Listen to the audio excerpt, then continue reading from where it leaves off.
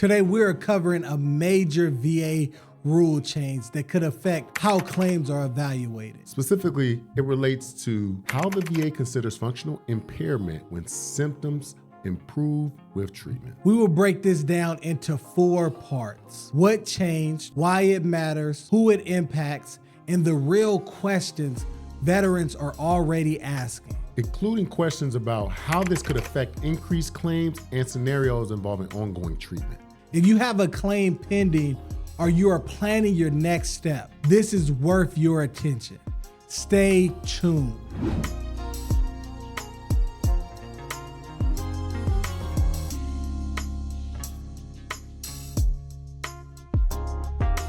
Hello and welcome to the Prepare to Compete podcast, where we talk all things VA benefits, real estate, entrepreneurship, and more. Kenneth Davis, how you feeling today, my brother? I'm feeling very excited this go round, and one of the reasons is the VA has shaken up the veteran world. So definitely excited to be able to cover a lot of information that could directly impact you or cannot.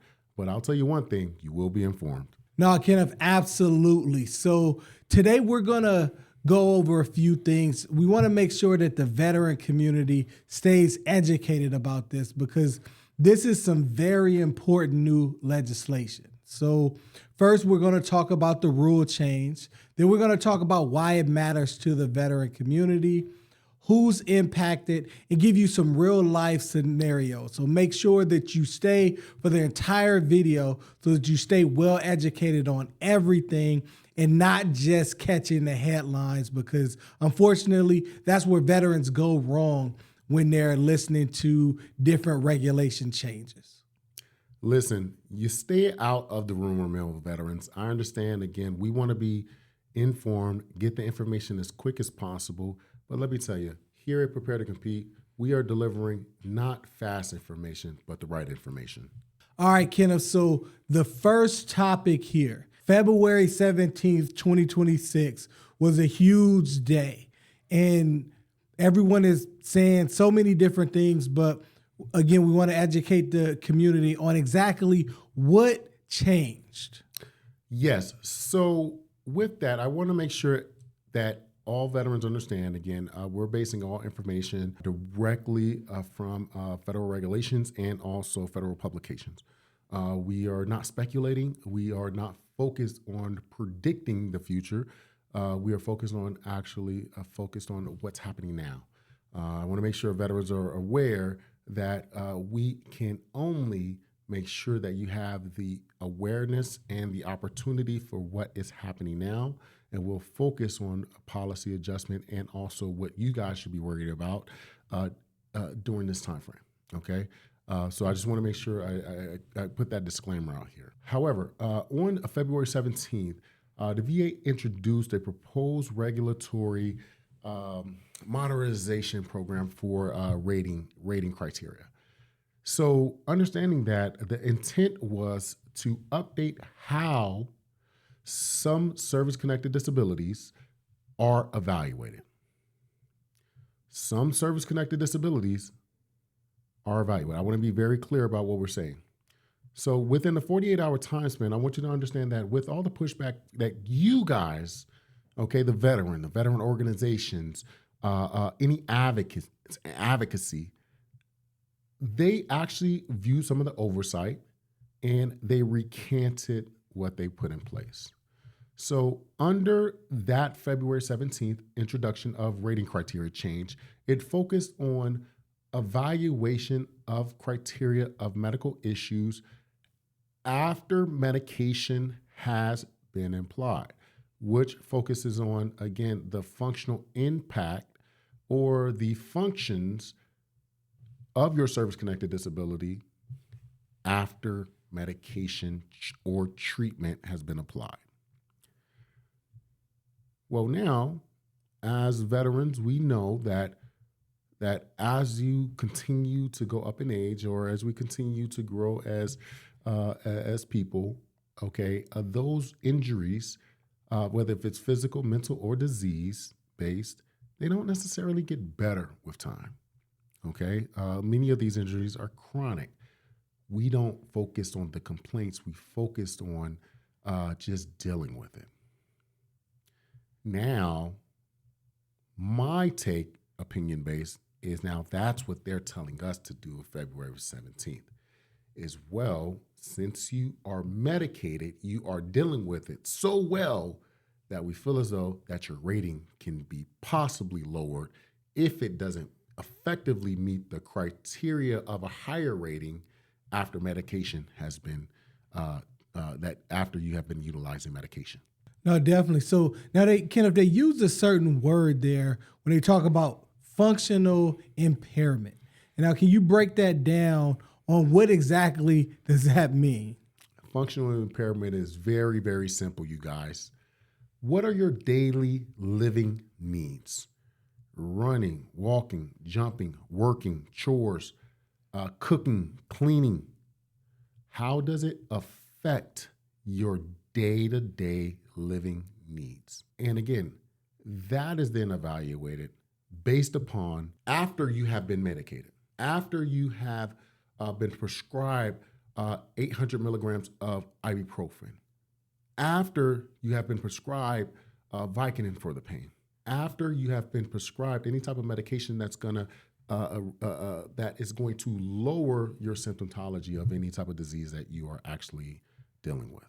Now, great definition, Kenneth, because our community definitely needed to understand that. It's kind of so much jargon and so much going on with these changes. You know, on the 17th, we have one regulation change coming out, but then a few days later, Doug Collins got on and kind of changed the tone and kind of reset the stage on what this change kind of really means there. Yeah. And I want to be very concise. You know, obviously Doug Collins doesn't make all these decisions, you know, but however, he is a representative that needs to actually take responsibility for it and actually discuss these decisions. You know, judgments come from high in with the powers that be, and they can come. Regulatory change happens all the time, and I will be very, very focused on that because regulatory changes amongst the Department of Veterans Affairs happens all the time. This one just leaked and got out to you guys, but we can talk about all the other regulatory changes that may impact you as well. Okay, that you may not know about.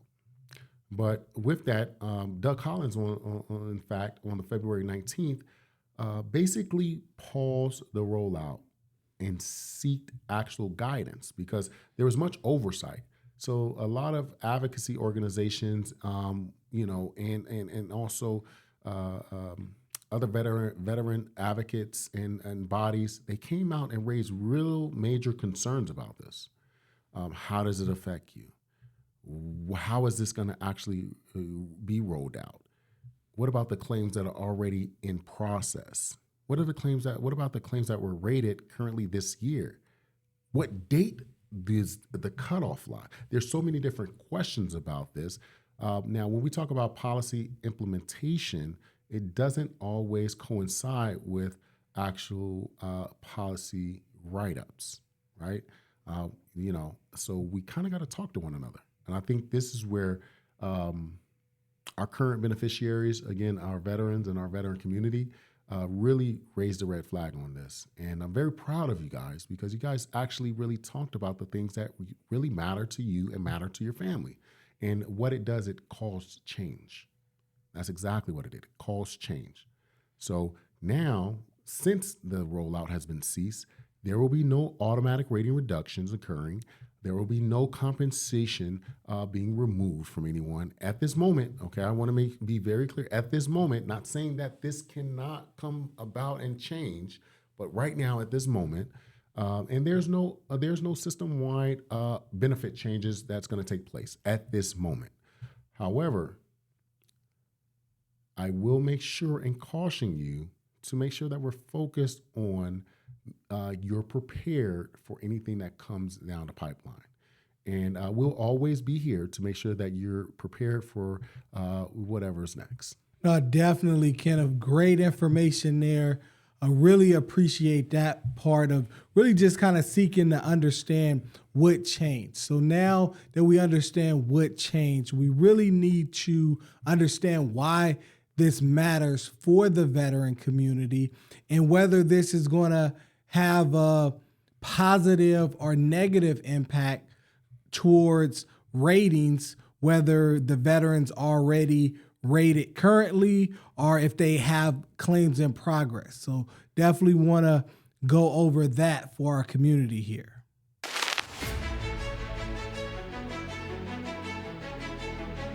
Veterans, your service earned you benefits, but navigating the VA system can be complicated. That's why we're here. At Veterans for Veterans, we specialize helping you unlock your benefits that you deserve. Whether it's filing claims, understanding your disability ratings, or accessing life-changing resources, our team is here to guide you every step of the way. Don't leave your benefits on the table. Let's simplify the process and get you the support you earn. Okay, so as we're kind of explaining things here, Kenneth, so now would you say this would be a favorable change for the veterans, or are you thinking this would be not a welcome change that the veterans are going to be happy about? Well, listen, veterans, I would definitely say that this is, you'll be surprised, a favorable change. And this is why. So I think this is going to be a favorable change. And why I tell you it's going to be a favorable change, because a lot of veterans do not understand that a lot of raters already are rating you under functional impairment. Okay. Now, however, we also are taking consideration that now everyone is aware about functional impairment. So now if you're aware, you can be better prepared for what to do next. That is why this is favorable, because now you don't have to go through any rigmarole or trying to figure out what are the tricks in the bag and what's next. No, they're giving you exactly what they're doing, and they're also going to apply a lot of attention on the rollout, on how it's going to affect you, when it should affect you, and also what's to come. So now you're in better preparation on how to maneuver. Now, however, what I don't want you guys to do is to be afraid of this change or be afraid of the change for the Department of Veterans Affairs. Because if you're tuned in here to prepare to compete, you're always going to have the information to stay in your space of your benefits and continue to increase and further and take the next steps for future planning for you and your family in relation to your benefits. No, absolutely. So now, is this going to have any type of impact on how evidence is interpreted at CMP exams? Oh, sure. Most definitely. I think, with that, evidence is already reviewed, not as dynamic as we want them to be, and I think it's going to take some real incremental organizational change to get the VA to understand that everything needs to change with this system that they're trying to impose, or this regulation change that they're trying to impose. It's very important, right? Because now it's going to trickle down to the physicians. It's going to trickle down to the actual raters. It's going to trickle down to the VSRs, the Veteran Service Representatives who are, actually reviewing a lot of this information. It's going to trickle down to the Claims Intake Center. A lot of this is going to make change for, again, the VBA just in general. So this is not something that is a very slight change. It is a change that spider webs and affect more people than you think. And guess what? What did you guys do? You raised a red flag and said, hey, this change may actually impact not only myself, but other veterans. So let me go to make this aware. And you guys did. So, to answer the question directly, it's going to affect so many different evidentiary entries on how things are reviewed. How is it, how is it actually desired to be reviewed? And also the approach of evidence that is submitted and how we are submitting them. But again, if you are linked to a professional, I think you're going to do fine. Nothing changes if your strategy is implemented correctly. Veterans want to make sure they're receiving the benefits that they deserve, but most importantly, veterans want to make sure that they're taking care of their health. And a lot of times they're going to be taking medication to manage those symptoms. And from what I understand with this regulation here, it applies the ratings based upon veterans taking medication and that being factored into the rating decision. So how does that kind of change the landscape of the VA ratings? Well, I will be very remiss to say if that the VA does not already take that into consideration. Well, they do. Many of the criteria is actually built around after medication is actually applied to that decision. Now, when we're actually pulling back the veil of that, what does that really look like? Well, now that is actually just being a focal point.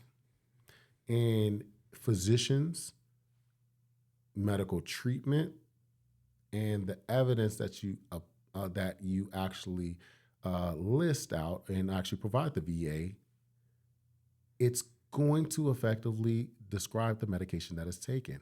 So managing your actual ailments shouldn't be something that negatively impacts you, because guess what? It has already been taken into consideration. But now what is not taken into consideration is the medical opinion that the physician would then implement, because now that changes. Your treatment, your medication, and your managing of your actual ailment doesn't change. The opinion of the physician changes, because they're asking the physician, the rater, to look at and focus on the functional impairment after medication is then applied. So be very focused on what you are submitting that is going to be able to support you with your evidence and also your file just in general. No, absolutely. This makes a lot of sense here on what they're changing here. And now you say that the VA and the CMP examiners were already kind of utilizing some of this logic in decisions, but it just seems like veterans in the community is in such a uproar around this being such a big change based on what they expected the VA to do here. So could you kind of shed some light on what veterans should be thinking versus kind of the outrage level that is currently here today? One thing I could provide the community here, I want you guys to understand that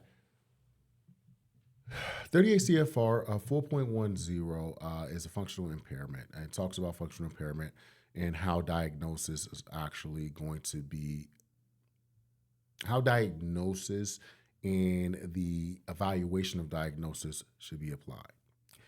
38 CFR 4.10 is not something new. It is simply a secondary interpretation that effectively changed and updated this actual rule, okay, or regulation rather.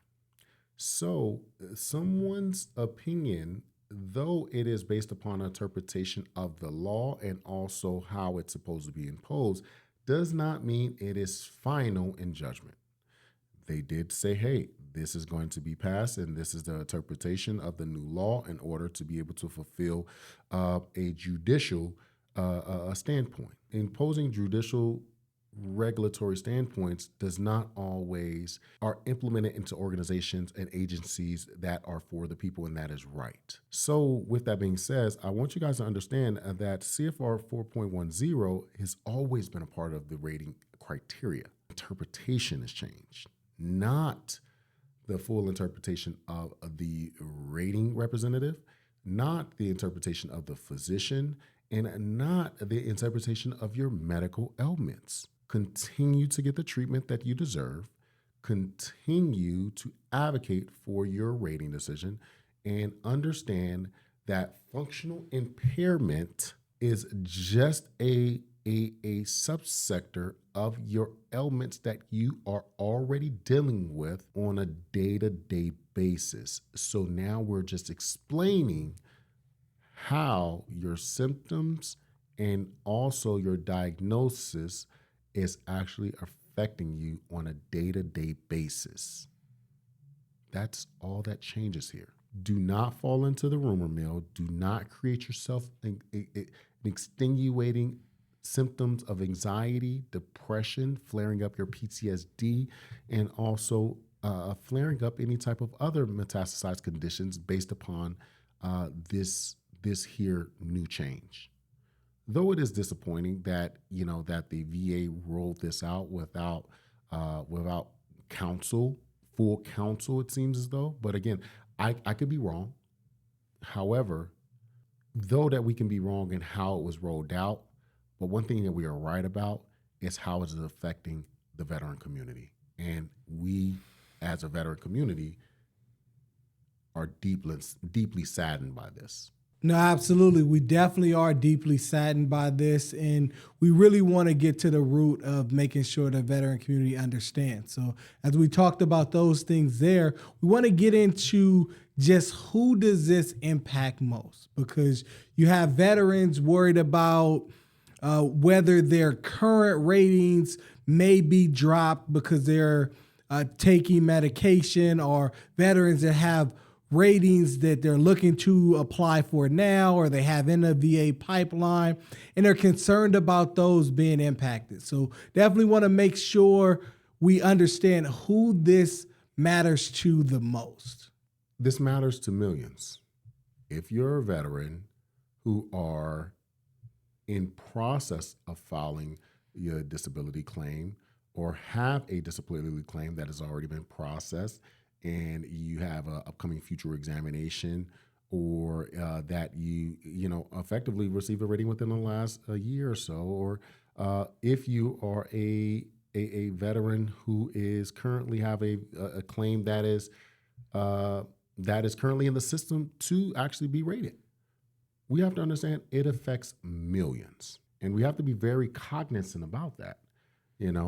Understanding that if you are having a service-connected disability, or a disability that you think it can be service-connected, and you are taking medication from it, whether if it's over the counter, or also if it's over the counter or actually prescribed, well, we understand that medication subsides or reduces any type of pain or other issues that you may be dealing with. However, though that improvement is only stable based upon medication, we understand medication causes other issues. So now, how many people is it going to affect? It's going to even affect the families of that veteran. So we have to be very cautious when we say, who does it affect? It affects millions and millions of people. No, and absolutely. And I kind of had a follow up with that, because now when they're looking at the medications, and as you noted there, it can be over the counter medications, right? So with it being over the counter medications, or if the veteran has, let's say, a private physician, how would the VA even know whether the veteran even is taking any of those medications? So really wanted to make sure that we kind of expounded on that side of it. Yeah, I mean, when we talk about medications and any type of medications that are issued, typically we want to be very transparent with our physicians. And transparency is actually going to get you the correct medical attention that you need. However, what this is going to do, and veterans, please do not do this. A lot of veterans, or a lot of people, are not going to take their medications because they don't want to be as transparent as possible to their physicians, right? But the medications are going to be on a medication listing typically, because they need to know what you're taking that's over the counter or prescribed, because now that's going to be able to provide a correct treatment plan. Right. So I understand it in that aspect, but more or less speaking to those who has a claim in progress, right? And they use private medical. Now, how is the VA going to know whether they're taking treatment for a particular condition? Well, typically the evidence that is provided to, if the evidence that is provided to the VA typically will have any medication that you're taking. And also the VA has ways to be able to find out any type of prescribed medication that you're taking to be able to get some improvement of these conditions as well. So when we talk about, hidden correlations, make sure that you understand the Department of Veterans Affairs is still a federal agency that is connected to other federal agencies, whether if it's Social Security, whether if it's the State Department, whether if it's any type of other federal agencies. They are connected under all federal agencies. So make sure that you're aware of that. It's the same thing about insurance, right? Well, when you go get life insurance, they want you to list all the your medical ailments and also medications that you're taking and different things of that nature. But now, something that you may have not listed before is actually popping up and showing that insurance provider a different new medication that you were prescribed that you probably forgot to put down. Well, I don't want to give out any systems or that actually shows these things, but again, it's a federal agencies and they have the ways of finding out. Okay, all right, definitely, because that is obviously going to be some questions veterans have, and we're actually going to be going over in the next segment talking more about kind of real life scenarios here, but definitely wanted to talk about that. And also even just kind of ask regarding veterans who are filing for increased conditions or filing for a condition secondary to another service-connected condition, and seeing how does this impact their filings there. Well, it can affect veterans who's filing an increased claim or a secondary claim. Again, it affects veterans who are filing all claims. Okay, I want to be very clear about that. For a veteran who's effectively dealing with the increased claim, well, understand that could affect you based upon the functional impairment. Okay, and the interpretation the rating decision officer is going to apply to that. Okay, that adjudicator then is going to base their interpretation on the new regulatory information and how is it applied. Does it affect your daily living standard? Running, jumping, walking, jogging, clothing, cooking, care for your children, care for your parents. Now that is taken into consideration on both sides, whether if it's an increase or whether if it is whether if it's an increased claim, whether if it's a secondary claim, or even if it's a presumptive claim, right? So we got to be very, very we got to be very, very understandable about how this affects everyone in real world scenarios. Definitely, we definitely want to know how this affects real world scenarios. And we want to get into that segment of the show here where we talk about a couple real life scenarios that veterans have already presented here. With Veterans for Veterans, we serve and educate thousands of veterans. And, my phone was blowing up with questions as soon as the 17th happened regarding, Kayvon, what about this? What about that? What about that? And so we can't talk about everything here, and we also want to make sure we keep individual information private. But from the listing of common questions, we really just wanted to talk about some kind of obvious scenarios that begs the question what the VA is really gotten themselves into in terms of this new regulation change and some of the aha moments that they just may not have thought about just yet here. All right, Kenneth, so thinking about some of those moments, one of the questions that we received here is regarding the sleep apnea condition and utilization of a CPAP. Now, the CPAP is something that veterans are prescribed medically to assist with sleep apnea. So telling me now, if I use my CPAP machine, I no longer am granted at that 50% rating. Like, how does that make sense there? Because veterans effectively have to use that CPAP for the remainder of their lives to maintain their health. Great question. Great question. First and foremost, veterans, listen.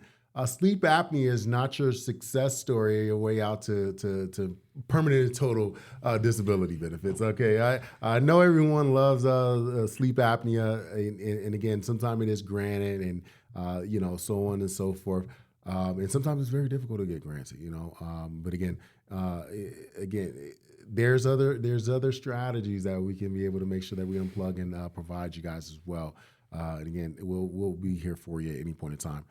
But to answer the question, when we talk about equipment, because we have to be able to distinguish medical equipment from medication. Now, a CPAP is not medication; it is a piece of medical equipment that stabilizes your actual airway and breathing while your course of, again, sleeping, resting, and recharging.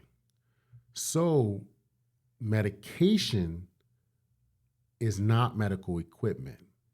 Medical equipment then would be outside of that. However, we understand that there could be a looming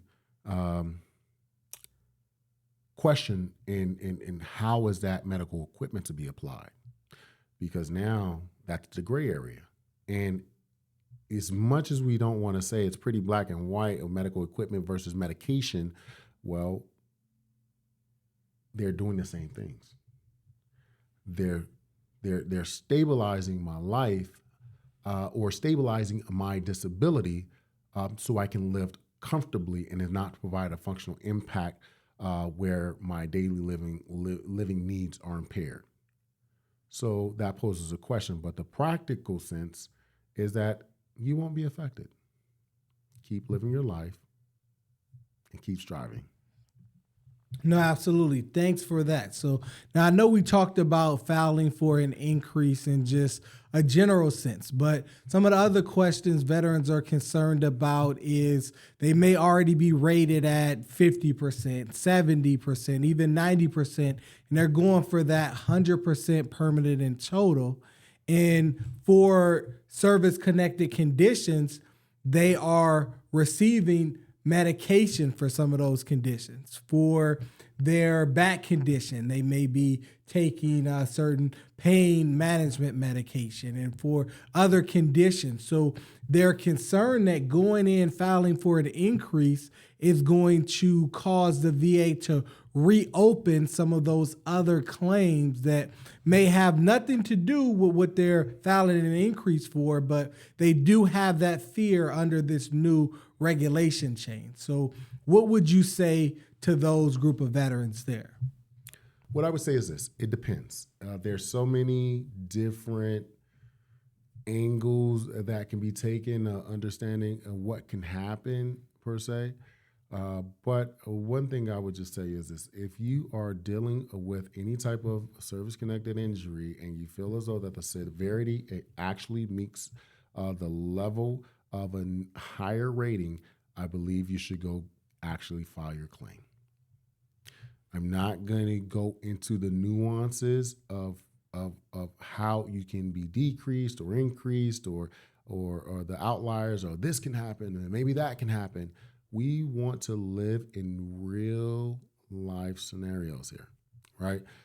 So with that being said, although that this is a very prompting question, I would say that it depends on the condition, the severity of the conditions, and your functional impact, the effective date rated, your current future examinations, your actual current secondary conditions at the time. It's so many different things to consider. I can continue to go on and on to be able to give you a better determination.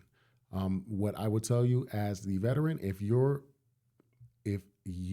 daily life is affected and you feel as though that you're able to get an increase based on the current severity of the rules and regulations that is applied, file your claim. Do not worry about this legality change. Worry about you submitting your evidence and you not only describing the condition at hand, but you're describing the functional impact. How does it impact your life? Does your back pain flare up when you are at the gym? Do your back pain flare up when you pick up your children? Do your back pain flare up for sitting too long? Does your back pain flare up pushing, pulling, lifting, or exercising for a certain amount of time? Running, jumping, jogging, standing, sitting. Be very focused on how it impacts you and not just the symptom. Carry a symptom to impact and you'll be fine. No, absolutely. Kenneth, you're doing a great job with making sure that the veterans understand the difference between assisted devices and medication that they take to control a condition. Another question we had here was regarding what types of conditions, and if you can give an example of medication controlled conditions. So, what are some of the conditions that veterans should be on the lookout for that this regulation may impact? There are several different conditions, but I'm going to give you a practical example. So when we talk about a practical example, the practical example would be headaches.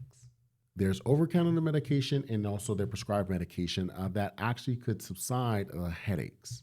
However, your headaches is only subsided by if the medication is taken at the prescribed times and also when a flare-up is transpired or even before flare-up. It depends on, again, the severity of your actual headaches. However, that does not remove your headaches from transpiring. It only removes the headaches from transpiring if your medication is taken as is prescribed. However, that does not mean that you do not have headaches. That does not mean that your headaches, even on medication, at times you still get slight migraines that actually affects your work. That actually you must request time off because you have to go home because you are having a headache, or you are unfortunately not able to be in the best mood. You're highly irritable, and it is actually affecting your household and friends and family because the headaches that you deal with on a daily basis, and it's caused you to actually have to conform to the pain that you're dealing with, the blurry vision that you're dealing with, and also the actual real throbbing that you deal with on a daily basis, right? Because headaches could be ultimately very, very severe, and it can actually raise your anxiety. It actually can raise your depression, and it can actually affect other things in your life, such as hypertension and high blood pressure, vision, right? But again, we can go on and on as we can understand that this is a condition that can actually affect your life and the functional impairment of how you live your life, of how medication could affect a service-connected condition, and also how it could affect you as the veteran if you do not take the medication, and how the headaches can actually function your daily living needs. Thank you for explaining that here. We greatly appreciate it. This is one of those topics that sent shockwaves through the community. So definitely thank you for that. So kind of knowing this now and knowing that the whole implementation process really isn't decided yet, what practical next steps should veterans take who are looking to increase their VA benefits in 2026? Well, I'll tell you this. For veterans who are trying to increase their disability benefits in 2026, if you are not tuned in here to prepare to compete, tune into someone who's going to give you the understanding of the information and how it applies to you. If it is not us, please make sure it's a professional that you trust and that you like, and also that is effective. There's moments like this that misinformation spreads so quickly, and headlines create anxiety, headlines create depression, headlines create chaos. So before we get to that chaotic moment, let's actually unpack the facts. Let's confirm and let's execute. I want you to understand that here at Veterans for Veterans, we will remain consistent with communication with the VA representatives, and also monitor official Federal Register publications. We don't operate on rumors. We don't operate on the rumor mill. No, we operate on exact guidance, verifiable guidance. Once guidance is provided to you as any military member, you follow the orders, and we'll be able to provide you the guidance. So we'll remain in communication. Let's not set off the alarm yet, but let's go ahead and seek confirmation. Absolutely. Thanks for watching. And as always, prepare to compete. We're out. Peace.